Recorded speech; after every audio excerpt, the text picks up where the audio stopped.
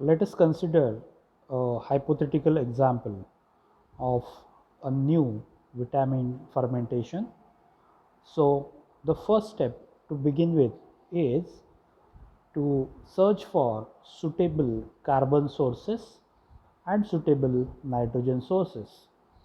In this example, we'll assume that sucrose as a carbon source can be used for production of vitamin and soybean flour can be used as a source of nitrogen in the fermentation medium. How do we get this information? As I mentioned earlier, we get this information from the literature, from book or from the research papers. So from previous experience of different researchers or the book writers, we get this information that one of the sources is can be sucrose and soybean flour. These sources are considered or can be decided on the basis of biochemical characteristics of that particular organism. So in this particular example, to begin with this study, 4% sucrose as a source of carbon and 2% soybean flour as a source of nitrogen. So how this process of one factor at a time experimentation begins? So in this, the first step will be search for alternative carbon sources, followed by that search for alternative nitrogen sources. So here the objective is to find out the most suitable carbon source and the most suitable nitrogen source associated with the production of vitamin. So just consider that it is a new vitamin fermentation. So in this fermentation, the first part is carbon source study. So all these studies will be carried out in laboratory. We call it as flask fermentation studies. We are using one factor at a time approach here. So we'll try different alternative carbon sources that includes 4% sucrose, 4% starch and 4% glycerol. So the point to be noted here is there are different carbon sources, however the concentration is same, that is 4 gram percent. So using these carbon sources, the medium is prepared along with a common nitrogen source, that is soybean flour. So here soybean flour's concentration selected is 2%. So 2% soybean flour plus 4% sucrose will be medium 1. 4% starch with 2% soybean flour will be medium 2, and likewise third medium will be having combination of 4% glycerol with 2% soybean flour.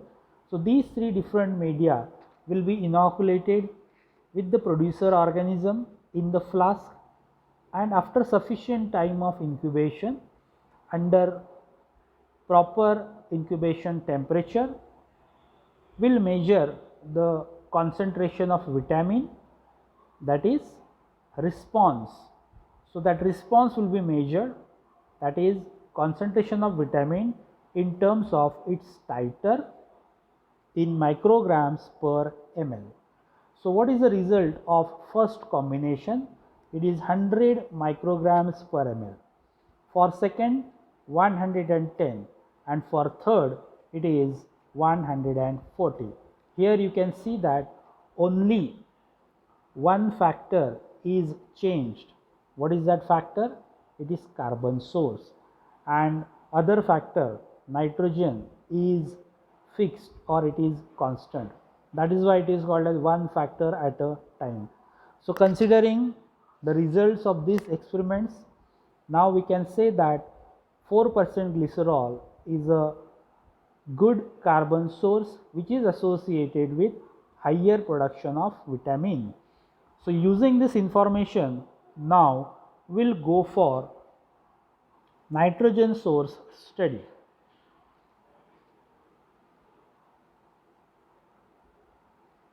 So nitrogen source study will involve, again here we are searching for appropriate nitrogen source. So there are alternative nitrogen sources that we can test. They are soybean flour, cottonseed flour, fish meal, casein hydrolysate and urea. Here again the concentrations of all these ingredients, nitrogen sources is same, that is all are tested at only one level, that is 2%. So you will have one medium with glycerol, 4% glycerol plus 2% soybean flour. Another medium, glycerol 4%, 2% cottonseed flour, so on and so forth. 2% urea, 4% glycerol. So now you have 5 nitrogen sources with a single carbon source. So these 5 different media will be inoculated separately with the producer organism. After incubation under optimized conditions, will get the result in terms of response. What is that response? It is vitamin titer in micrograms per ml. So here we'll see what combination is giving the highest production of vitamin. It is 2% cottonseed flour with 4% glycerol is giving vitamin titer of 160 micrograms per ml. This is how now this study is complete. Now what is your conclusion from one factor at a time here? A medium with 4% glycerol and 2% cottonseed flour. That is our conclusion from one factor at a time approach.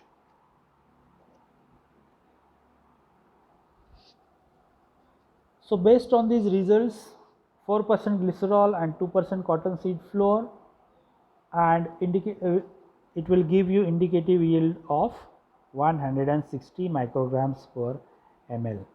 That is one factor at a time.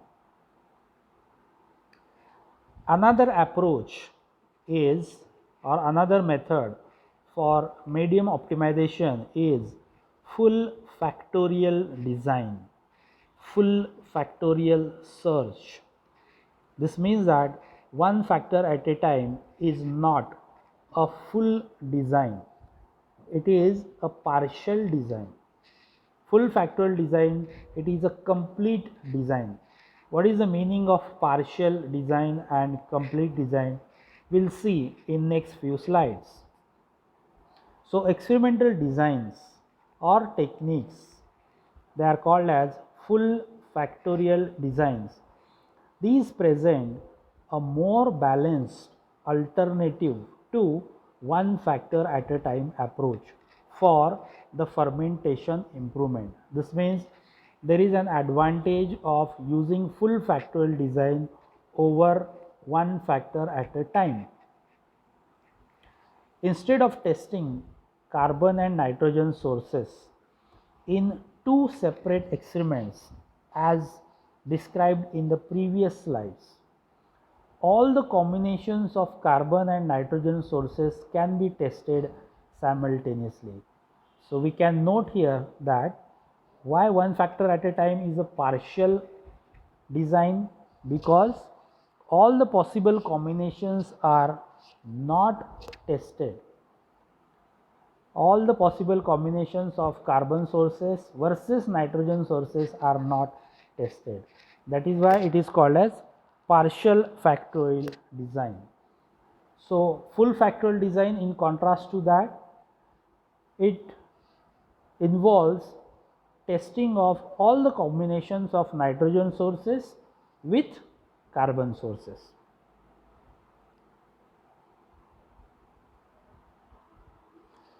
Let us see an example, or let us continue the example of new vitamin fermentation using full factorial approach. So we have selected 3 carbon sources on the basis of literature survey. It is a sucrose, starch and glycerol. Now the question arises, why these carbon sources only? So there can be a logical approach that we can see here.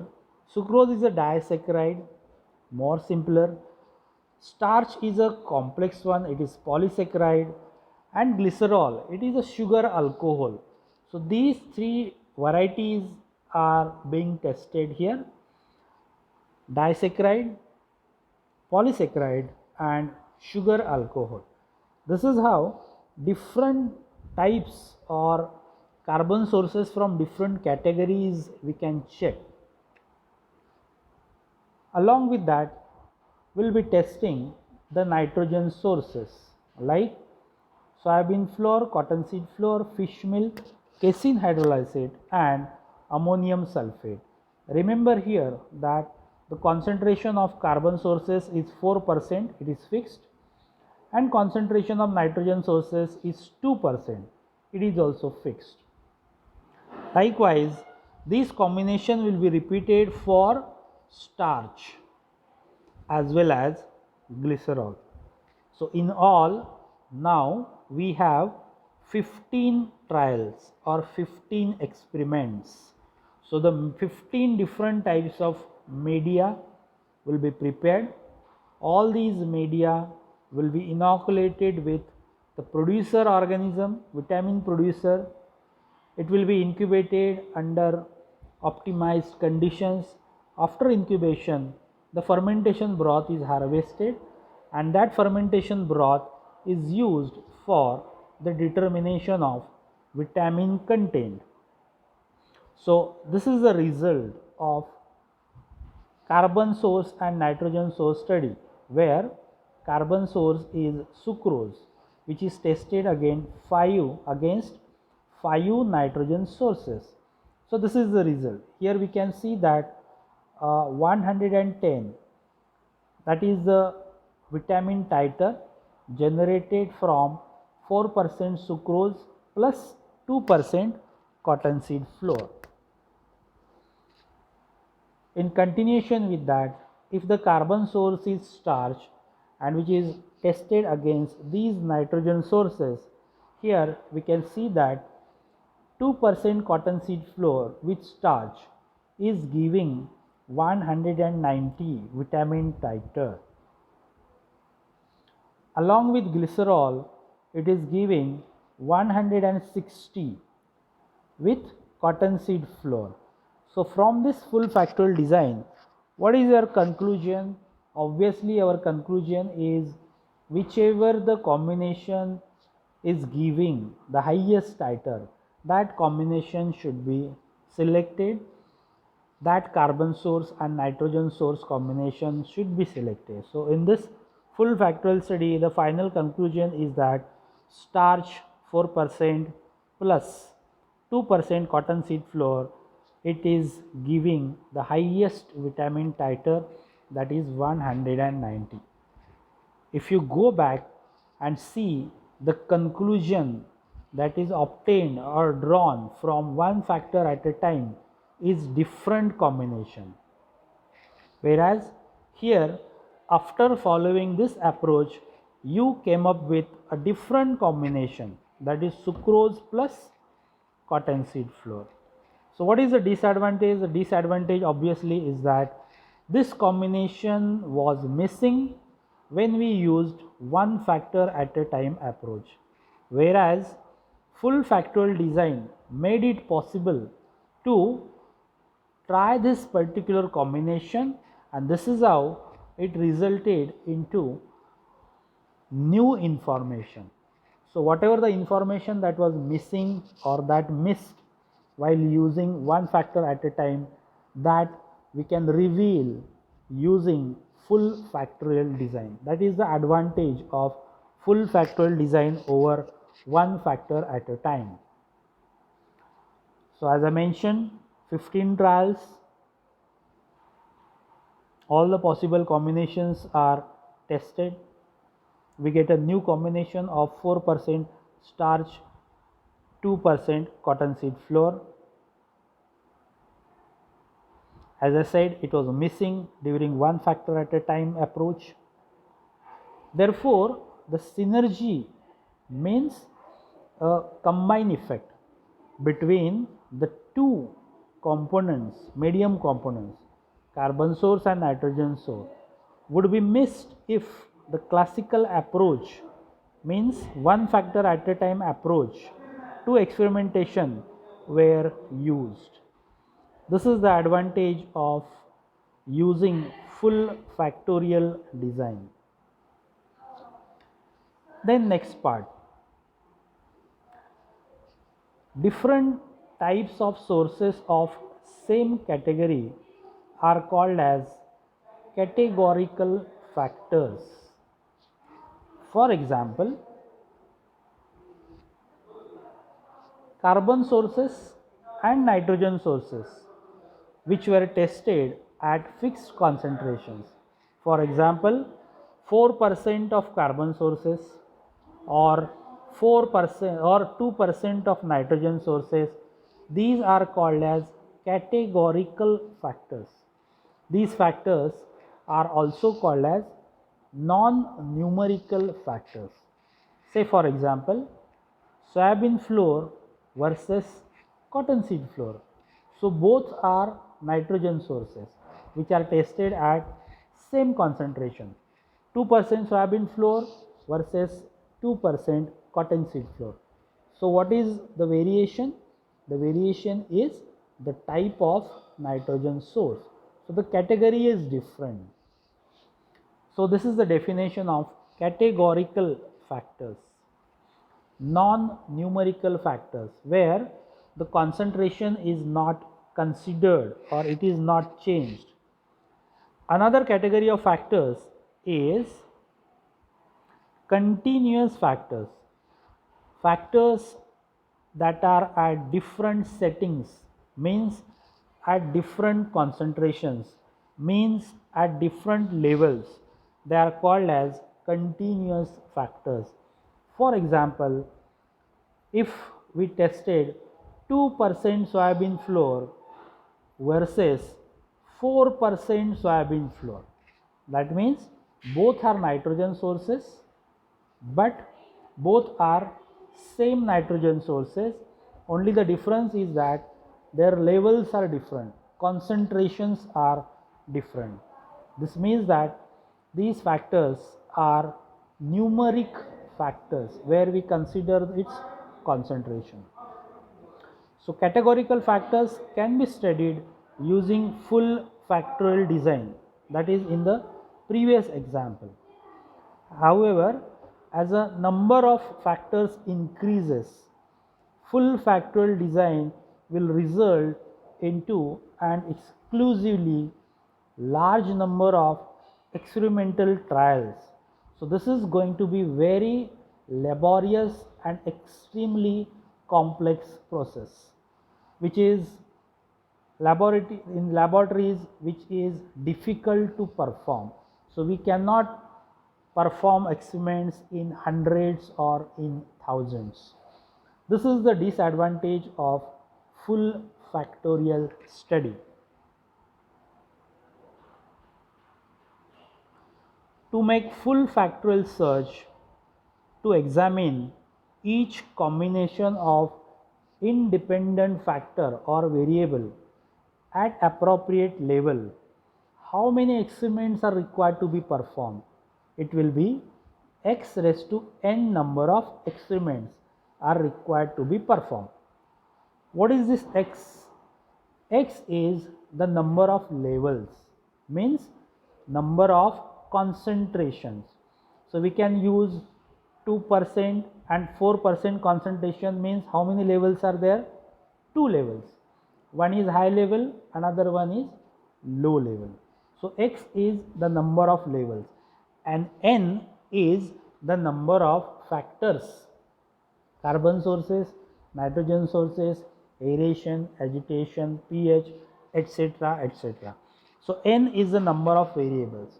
So if x is the number of levels, n is the number of variables, then how many experiments are required to be performed?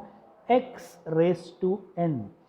This is quite possible if there are only 3 nutrients which are to be tested at 2 concentrations. So here x is 2 and n is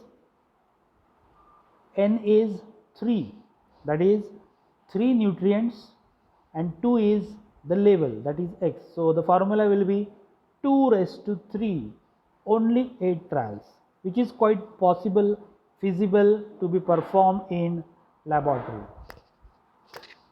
Second example, if there are 6 nutrients, that means there are 6 factors, that means the value of n is 6, and you want to test it at 3 different levels, that means the value of x is 3. So the formula will become 3 raised to 6. The total will be 729 trials, which is quite laborious process. So here you need to perform the experiments in hundreds, which is quite not possible. However, industrially, the objective is to perform the minimum number of experiments to determine optimized conditions. Means in order to determine the optimum concentration of ingredients, optimum concentration of physical parameters, we need to perform very few number of experiments, which is quite possible in laboratories. Although experiments containing both categorical plus continuous factors can be designed and statistically analyzed. So here, as I mentioned earlier, that we need to use a statistical approach in order to get rid of this disadvantage of full factorial design. That means in order to make the process less laborious, we go for a statistical technique or statistical approach. That will be learning in the next part. Other alternative strategies must therefore be considered which allow more than one variable to be changed at a time. We have seen that so far that only one variable we can change at a time. So if you want, if you are having large number of categorical and numerical and non-numerical factors, then there has to be some design, there has to be some approach in which we'll be able to change more than one variable at a time. That we'll see in the next statistical design, which is called as Plackett and Berman's design. Plackett and Berman's design it gives hundreds of designs and which makes it possible to perform the minimum number of experiments, and we can identify the significant factors.